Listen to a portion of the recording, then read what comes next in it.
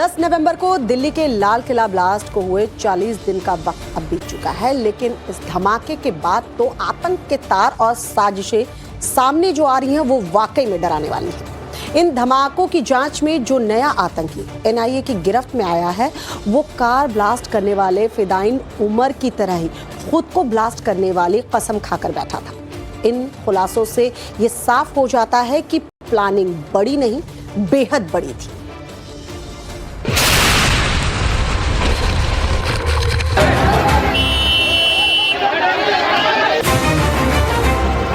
अगल बगल का कौन गाड़ी चल रहा है?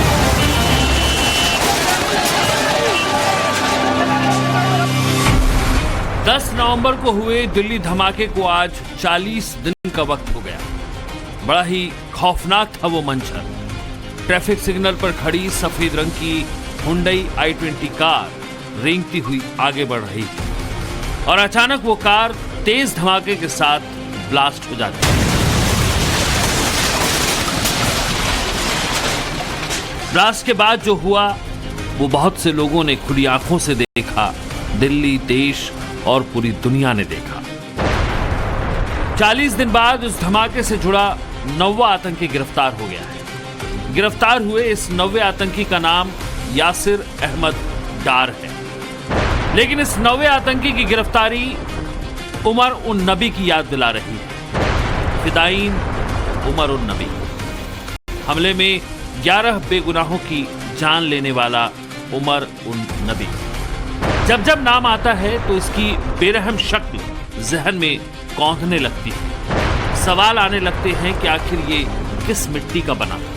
खास बात ये कि जो ये 9वां आतंकी यासिर अहमद डार गिरफ्तार हुआ है उसे भी उमर उन नबी जितना ही बेहद खतरनाक माना जा रहा है। देश की राजधानी दिल्ली से गिरफ्तार 9वां आतंकी यासिर अहमद डार श्रीनगर के सोपिया का रहने वाला है।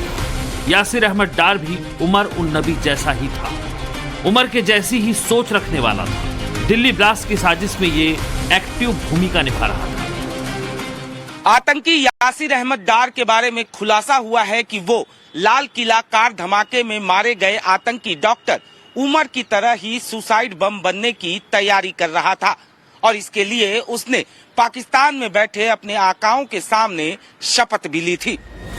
नेशनल इन्वेस्टिगेशन एजेंसी यानी एनआईए के मुताबिक साजिश में सक्रिय भूमिका निभाने वाले यासिर अहमद डार ने आत्म बलिदान ऑपरेशन करने की कसम खाई थी। जांच में पता चला है कि यासिर ने 10 नवंबर को दिल्ली में हुए कार बम धमाके की साजिश में सक्रिय भूमिका निभाते हुए लगातार फिदाइन उमर उन नबी और मुफ्ती इरफान अहमद वागे से संपर्क रखा था। 26 दिसंबर तक एनआईए की हिरासत में भेजे गए यासिर अहमद डार से इस मामले में बड़े खुलासे होंगे, क्योंकि उमर उन नबी और मौलवी इरफान से सीधे संपर्क में होने का मतलब ही है कि यासिर अहमद डार बड़ी भूमिका में था। हालांकि भूमिका सबकी बड़ी थी। टेरर के इस नेटवर्क में सबको उसकी काबिलियत के हिसाब से काम मिला हुआ था। डॉक्टर बिलाल नसीर मल्ला एनआईए की गिरफ्त में आने वाला 8वां आतंकी था। दिल्ली से गिरफ्तार मल्ला आत्मघाती हमलावर उमर को लॉजिस्टिक सपोर्ट प्रोवाइड कर रहा था और साथ में दिल्ली में सुरक्षित ठिकाने भी उसको मुहैया करवा रहा था। दिल्ली ब्लास्ट में 8वें आतंकी के तौर पर गिरफ्तार डॉक्टर बिलाल नसीर मल्ला बारामूला जिले के रफीबाद के सटलू का रहने वाला था। डॉक्टर बिलाल की पारिवारिक पृष्ठभूमि भी चौंकाने वाली है। उसके पिता जम्मू कश्मीर पुलिस में सेवारत अधिकारी हैं और उसके चाचा सेवानिवृत्त पुलिस उपाधीक्षक रहे हैं। इस लिहाज से डॉक्टर बिलाल नसीर मल्ला की गिरफ्तारी भी बेहद अहम है, क्योंकि नेटवर्क और पारिवारिक पृष्ठभूमि के लिहाज से बिलाल से एनआईए को काफी सुराग मिल सकते हैं। आत्मघाती हमलावर उमर को लॉजिस्टिक सपोर्ट देने, सुरक्षित ठिकाना प्रोवाइड करने, आतंक के सबूत मिटाने में सीधी भूमिका। उमर उन नबी सेंटर में था। टेरर मॉड्यूल में अब तक जितने भी नाम सामने आ रहे हैं सब के सब उमर को ही मदद करने में लगे हुए हैं। जैसे शादियों में दूल्हा होता है, ठीक वैसे ही आतंकियों की बारात का दूल्हा था उमर उन नबी। 10 नवंबर को शाम के करीब 6:52 पर ट्रैफिक सिग्नल पर I-20 कार में जब उमर ने खुद को ब्लास्ट किया, तब किसी को समझ नहीं आया कि यह ब्लास्ट कितने सिरों को जोड़ेगा और कितनी बड़ी साजिश को सामने लेकर आएगा। आतंक का व्हाइट कॉलर फरीदाबाद मॉड्यूल, जिसमें सब के सब पढ़े लिखे और पेशेवर डॉक्टर। कुछ पोस्टर से सामने आई इस साजिश को सबसे पहले जिसने डिकोड किया वो नाम एसएसपी जीवी संदीप चक्रवर्ती का।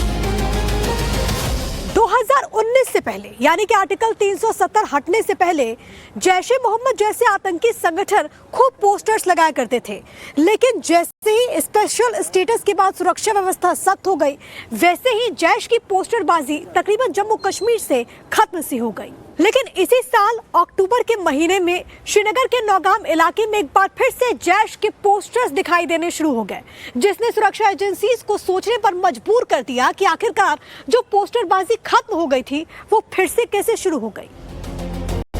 जांच की शुरुआत श्रीनगर के एसएसपी जीवी संदीप चक्रवर्ती के नेतृत्व में हुई। सीसीटीवी फुटेज की जांच से 3 ओवरग्राउंड वर्कर्स को गिरफ्तार किया गया। पूछताछ में नाम सामने आया शोपिया के मौलवी इरफान अहमद का। इरफान के फोन से टेलीग्राम चैनल्स मिले जो पाकिस्तान में जैश के हैंडलर से जुड़े हुए थे। यहीं से सामने आया कि पोस्टर्स के पीछे तो बड़ा नेटवर्क है जो सहारनपुर से लखनऊ, कानपुर और फरीदाबाद की अल-फलाह यूनिवर्सिटी तक फैला हुआ है। नौगाम में जैश ए मोहम्मद के पोस्टर लगाने के आरोप में 19 अक्टूबर को मौलवी इरफान अहमद की गिरफ्तारी के बाद इसी की निशानदेही पर 5 नवंबर को यूपी के सहारनपुर से डॉक्टर अदील अहमद की गिरफ्तारी हुई। दक्षिण कश्मीर के शोपिया का रहने वाला मौलवी इरफान अहमद वागे, जो इमाम इरफान के नाम से भी जाना जा रहा था, बड़ा मास्टरमाइंड के तौर पर सामने आया। ये 2 पहचान के साथ अपने नेटवर्क को बढ़ा रहा था। नौगाम की मस्जिद में मौलवी तो था ही और श्रीनगर के जीएमसी मेडिकल कॉलेज में हेल्थ केयर वर्कर के तौर पर भी इसने पकड़ बना रखी है। इस इमाम ने युवाओं को कट्टरपंथ का पाठ पढ़ाया और व्हाइट कॉलर आतंकी नेटवर्क बनाया और उसे फैलाया, जिसमें मेडिकल प्रोफेशनल्स की भर्ती की, फंड इकट्ठा किया, लॉजिस्टिक्स के इंतजाम किए, आईडी के लिए सामान जुटाने में मदद की। मौलवी इरफान अहमद वागे की गिरफ्तारी ना होती तो ये पूरा मॉड्यूल अपनी प्लानिंग को बहुत बड़े अंजाम के तौर पर सामने लाता, क्योंकि दिल्ली का धमाका जबरदस्ती और हड़बड़ी में किया गया धमाका था। आप टाइमलाइन देखिए।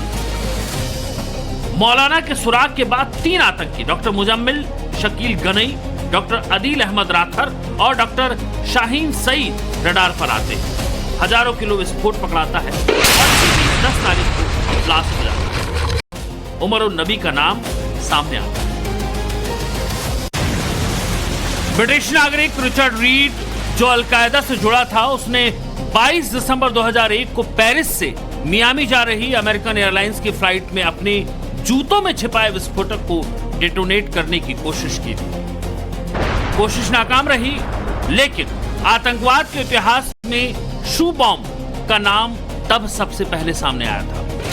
लेकिन जब दिल्ली ब्लास्ट हुआ और जिस तरह से उमर उन नबी ने कार में खुद को ब्लास्ट किया, तब शू बॉम्बिंग का नाम एक बार फिर सामने आया, क्योंकि ब्लास्ट वाली कार से एक जूता मिला जिसमें टीएटीपी विस्फोटक और ट्रिगर डिवाइस के संकेत थे। जांच में पता चला कि हो सकता है कि उमर ने जूते में छिपाकर ट्रिगर मैकेनिज्म का इस्तेमाल किया। खौफनाक इरादे थे इन आतंकियों के। 17 नवंबर 2025 को जसीर बिलाल वानी और दानिश की श्रीनगर से गिरफ्तारी हुई तो पता लगा कि जसीर ड्रोन और रॉकेट मॉडिफिकेशन एक्सपर्ट है और वो मास्टरमाइंड उमर का बहुत ही क्लोज सहयोगी था। इसी जसीर वानी और दानिश की गिरफ्तारी के बाद ये सामने आया कि मास्टरमाइंड उमर हमास स्टाइल में ड्रोन हमलों की योजना भी बना रहा था और न सिर्फ ड्रोन बल्कि रॉकेट के जरिए भारत के बड़े शहरों में आसमान से विस्फोट करने की प्लानिंग। और इस साजिश में जसीर बिलाल की एक्सपर्टीज का इस्तेमाल होने वाला था। वहीं डॉक्टर मॉड्यूल की शातिर सर्जन शाहीन ने पूछताछ में बताया और खुलासा किया कि फिदायीन डॉक्टर उमर नबी और डॉक्टर मुजम्मिल साल 2022 में कुछ समय के लिए कॉलेज से अचानक गायब हो गए थे और इस दौरान वो तुर्की गए थे, जहां उन्होंने हथियार चलाने और विस्फोटक तैयार करने की ट्रेनिंग ली थी। मतलब कनेक्शन इंटरनेशनल था। जांच एजेंसी पता लगाने में जुटी है कि क्या इस मॉड्यूल का तुर्की के अलावा अफगानिस्तान या किसी दूसरे देश के नेटवर्क से भी कोई कनेक्शन था। लेकिन दिल्ली धमाके में 9वें आतंकी यासिर अहमद डार की गिरफ्तारी चौंकाने वाली तो है, क्योंकि आत्म बलिदान ऑपरेशन की कसम खाने वाले सुसाइड बॉम्बर और कितने थे, कितनों ने ऐसी कसम खा रखी थी। इस बड़ी और संगठित इंटरनेशनल साजिश की तह तक जाना बेहद जरूरी है। ब्यूरो रिपोर्ट, टाइम्स नाउ, नव भारत।